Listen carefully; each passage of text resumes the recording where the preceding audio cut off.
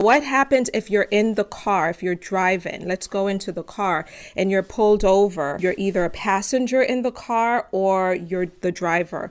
What should you do? Well, first of all, if you're the driver, don't take off. Don't do that. Just safely pull over immediately. Don't even try to resist. Turn your car off, turn the engine off. Turn on the internal light in your car so that they could see you and see everything that's happening inside your car, particularly if it's at night. You don't want to give the appearance that you're up to something or you have a weapon or something, because you could lose your life easily, just like that.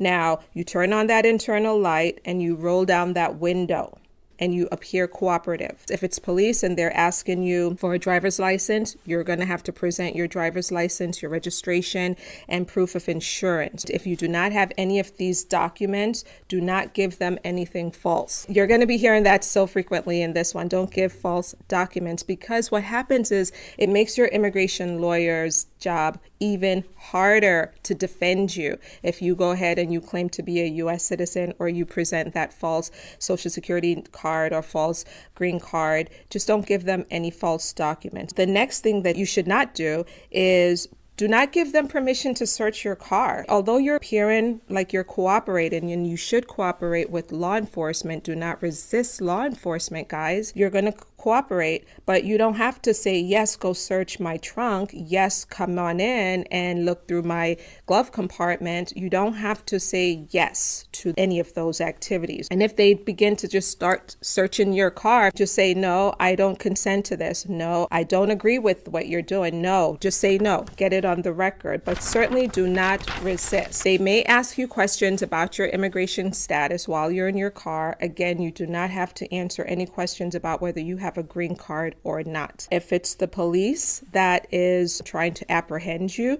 you could certainly ask for their name and their badge number, and you could write that information down. But again, be very careful about your movements in the car. You can't just suddenly just say, I'm going to go into that glove compartment and pull out my pen and begin writing down the badge number, because if you are unfortunately with a police officer who's highly motivated to take further action, you could lose your life just like that. So the smart thing to do would be to say, officer, I'm going to grab my pen because I need to write down your name and badge number. And I'm going to get my pen. That's what I'm doing right now.